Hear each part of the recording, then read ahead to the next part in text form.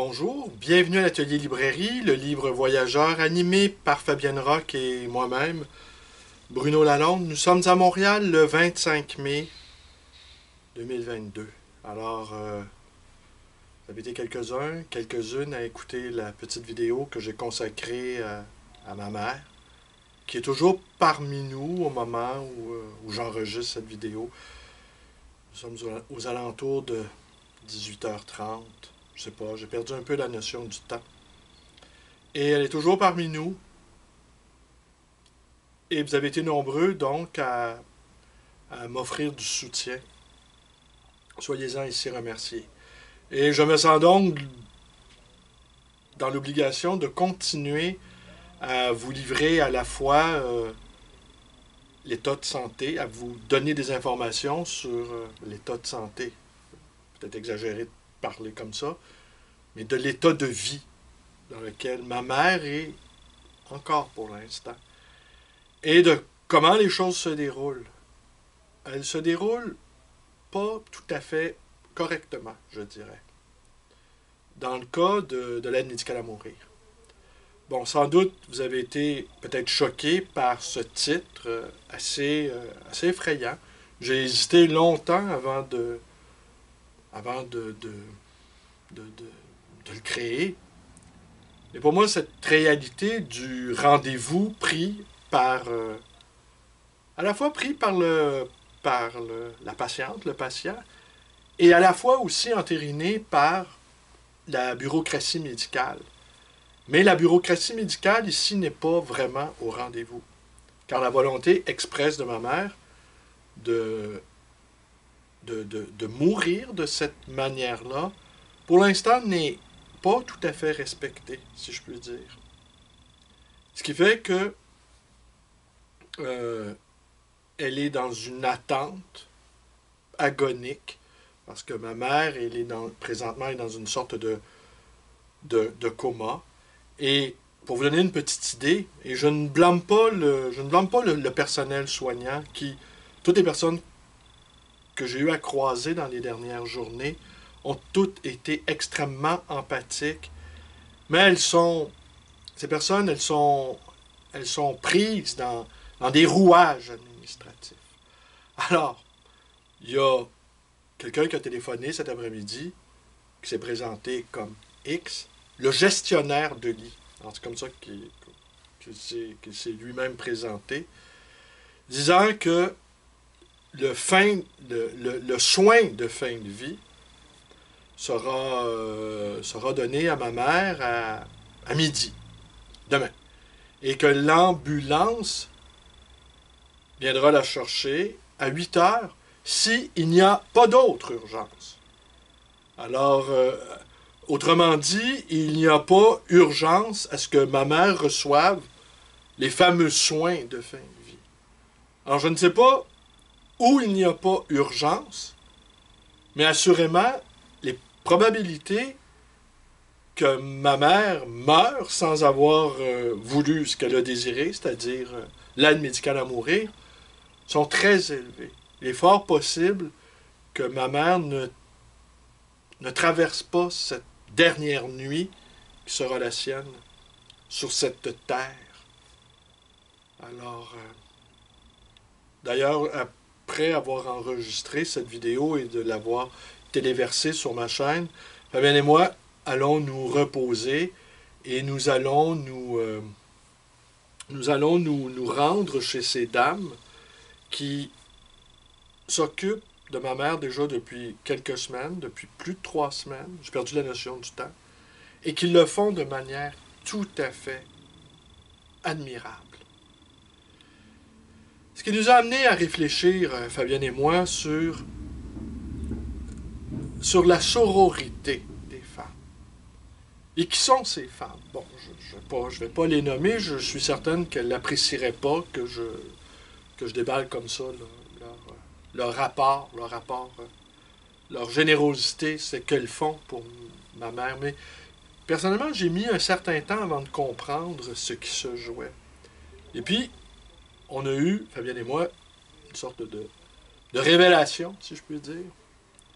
C'est qu'au fond, elle est morte elle n'est pas morte, mais elle a choisi d'être entourée par ses sœurs d'armes, des guerrières comme elle, des femmes qui ont tout voulu, qui ont tout voulu. Le travail, l'amour, les enfants parfois, les voyages, les restaurants, les vêtements parfois, les aventures, la réalisation personnelle. Des femmes qui avaient faim de tout. Des femmes intelligentes, des femmes résistantes, des femmes à la fois de guerre, à la fois de paix, des femmes de combat, des femmes tout-terrain, des femmes sur qui on peut compter, des femmes sur qui l'humanité peut compter. Et ce midi, par exemple, il n'y avait que des femmes, à part moi, votre humble serviteur. En boutade, je me suis moi-même nommé l'abbé Lalonde, c'est-à-dire je me fais servir, j'ai les pieds sous la table, mais cependant, j'essaie de pas trop, de prendre trop de place, de ne pas prendre la parole, de ne pas prendre le crachoir. Je les écoute, elles échangent entre elles, et j'ai compris qu'au fond, ma mère voulait être avec les siennes, voulait finir ses derniers jours sur Terre parmi les siennes. Ma mère a été une des premières, sans doute, elle serait horrifiée que je vous dise ça. De toute façon, elle est horrifiée, elle n'écoute jamais mes vidéos, elle est horrifiée de tout ce qui sort de ma bouche. En ce sens-là, je ne suis pas le fils de ma mère parce que je suis plus bavard qu'elle, mais j'ai une sacrée tête dure. De ça, j'ai cette caractéristique de ma mère. Et j'ai perdu le fil de mon idée. Bah, vous m'en voudrez pas, les nuits sont courtes. Et les jours blêmes. Donc, j'ai vraiment perdu le fil de mon idée.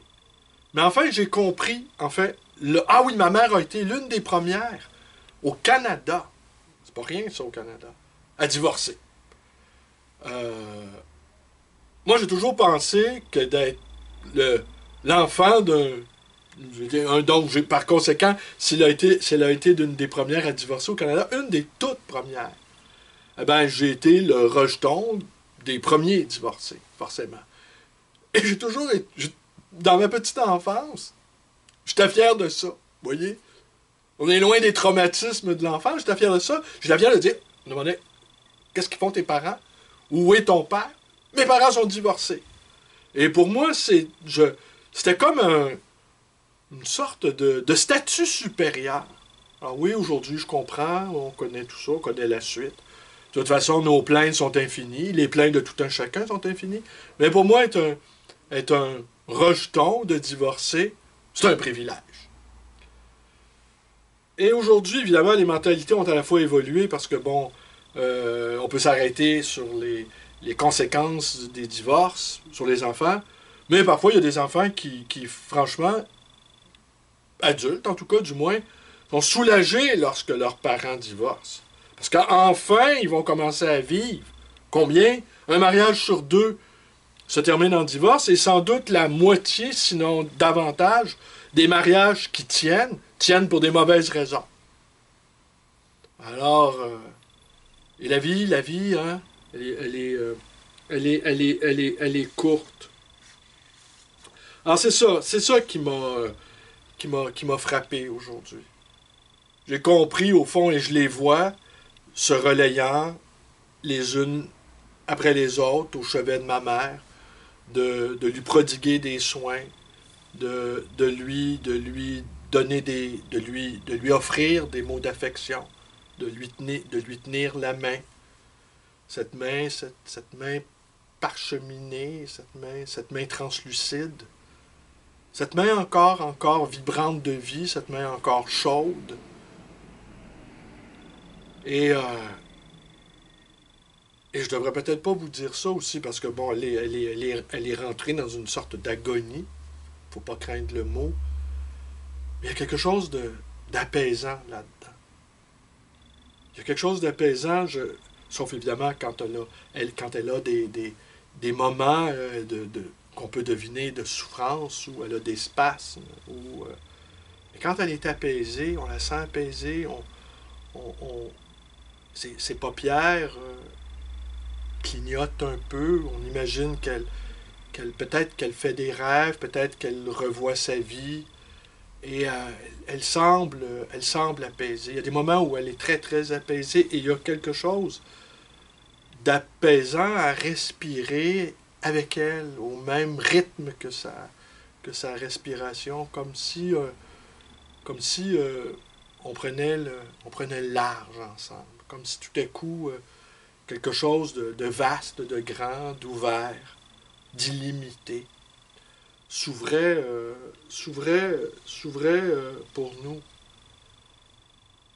Donc, je vais continuer demain, demain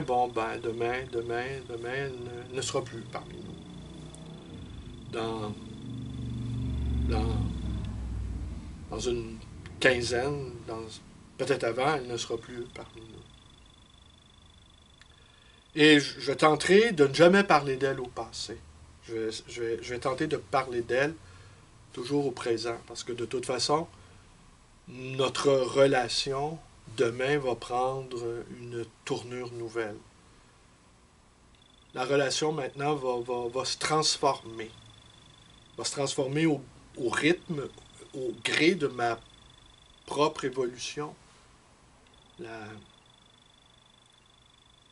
psychanalyse nous a montré, même si beaucoup la refusent, la psychanalyse ne serait-ce que pour pouvoir s'arrêter et réfléchir à soi,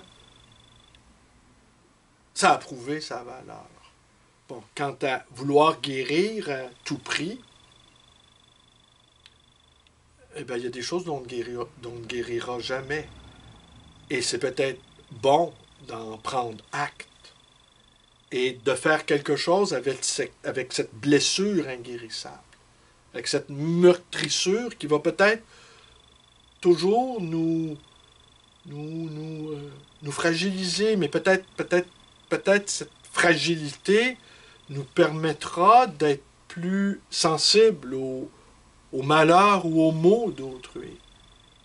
Peut-être nos propres blessures vont laisser passer quelque chose de l'ordre de la sensibilité. Il ne faut pas craindre, il ne faut pas vivre blindé. Hein. Il ne faut pas se blinder. De toute façon, on est poreux de partout. Tout peut nous atteindre. Alors donc, ma mère va mourir. Mais nous ne savons pas ce qu'est la mort. Mais sommes-nous bien sûrs de savoir ce qu'est la vie? Et s'il n'y avait pas de vie, au fond, qu'il n'y avait que des vivants qui se débattent avec leur propre peur de mourir, sans vouloir comprendre que mort et vie s'entrelacent. Les vivants ne savent pas ce qu'est la mort et les morts ne savent plus ce qu'est la vie. Puis peut-être même le vaste univers, nous savons que le soleil va disparaître. On sait qu'un jour, même l'univers va se contracter en admettant l'existence du Big Bang. Il va se replier, il va se refermer sur lui-même. Peut-être le vaste univers lui-même a-t-il conscience qu'un jour, lui aussi, il va disparaître. Peut-être porte-t-il en son vaste sein étoilé, en son vaste espace de comètes, de trous noirs, de méga-étoiles, peut-être porte-t-il en son sein l'effroi de sa propre finitude.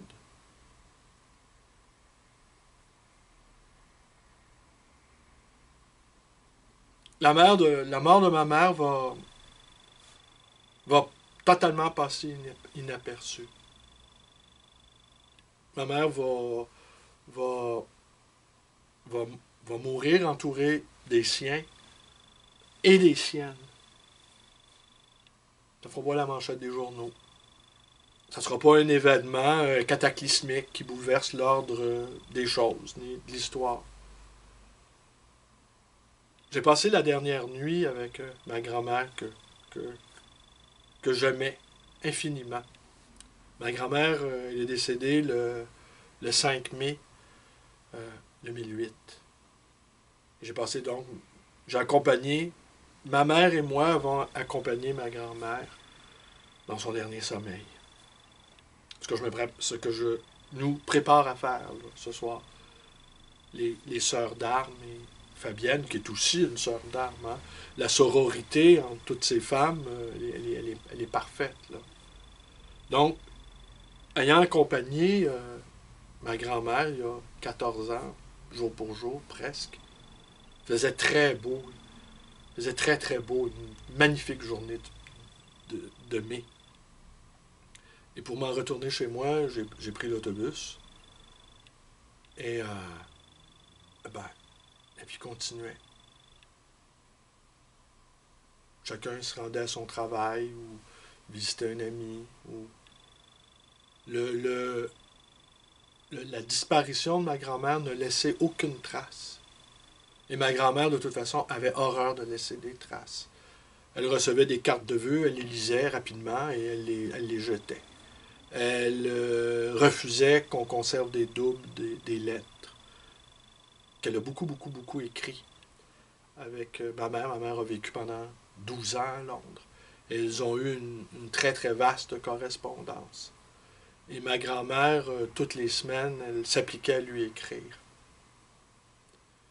Ma grand-mère avait une 5e année peut-être. Ma grand-mère ne savait pas écrire au fond. Mais elle écrivait...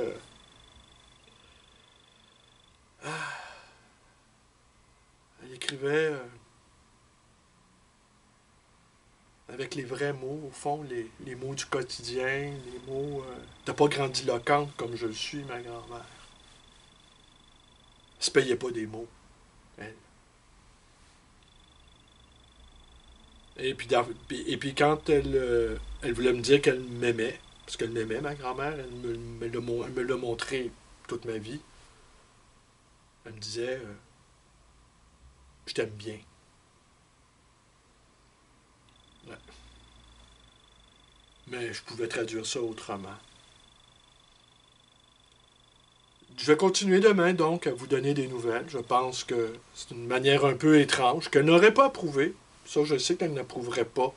Que je me répande comme ça, que même que je me retienne de... Non, elle n'aurait pas approuvé. Elle aurait dit, t'es vraiment... là, t'exagères. Là. En fait, avec ça, je lui aurais donné l'ultime raison de n'avoir jamais écouté mes vidéos. Elle dirait, là, cette fois-ci, là, t'as vraiment, vraiment, vraiment exagéré. Mais dans l'amour, est-ce qu'on exagère? Je pense que dans l'amour, on ne mesure jamais rien. Puis quand on commence à mesurer, là, il est peut-être temps qu'on s'en aille. Quand on commence à calculer, on commence à peser le pour et le contre, on commence à chichiter, on commence à tergiverser, à analyser le truc, faut s'en aller. Alors oui, j'aurais envie de vous dire, l'exagération, c'est la preuve de l'amour. Faut exagérer dans l'amour. Peut-être dans l'affliction, non, faut savoir se retenir. Hier, je n'ai pas pleuré de la journée parce qu'il y avait le lancement d'une revue dans laquelle j'ai participé. Alors, je voulais pas avoir les yeux globuleux. Comme dit Fabienne, je voulais pas avoir l'air d'une grosse cellule. Une grosse globule, voilà. J'avais pas envie d'avoir l'air d'une globule. Qui a envie d'avoir l'air d'une globule? Aujourd'hui, alors je voulais pas, alors donc je me suis composé un visage de mondanité correcte. J'ai fait la job. J'ai fait le job. Là, je vais faire la version française et je vais faire la version québécoise. Aujourd'hui, avec avec les sœurs d'armes de ma mère, ben, j'ai pu me laisser un peu plus aller. De toute façon, elles ont toutes pleines de chagrin. Quel poète? C'est Calais qui disait ne me secouez pas, je suis plein de larmes. Je pense que c'est Calais. C'est Calais. Ne me secouez pas. Mais là, il va pas entendre avoir phonographie qui va dire non, non, c'est X. Écoute, phonographie. Si je me suis trompé, aujourd'hui, même si l'heure est grave, n'hésite pas à me corriger. Alors, je vous dis à demain. Je vous dis à demain. Je vais continuer à vous raconter. Et je vous dirai aussi, peut-être pas demain, mais peut-être après-demain, quel est le génie de l'amitié de ma mère. Et je sais que ce soir encore, vous allez être nombreuses, en fait, assez nombreux, disons, à écouter ce témoignage que je vous livre. Parce que je sais que vous êtes plusieurs à aimer ma mère. Et je vous dois bien ça. Je dois bien vous rendre une petite partie de l'amour que vous lui avez donné au long de ces décennies. Il y a des gens que ma mère connaît depuis qu'elle a 15 ans, 18 ans, 20 ans, en France. Les deux France. France de Suisse et puis France de Londres.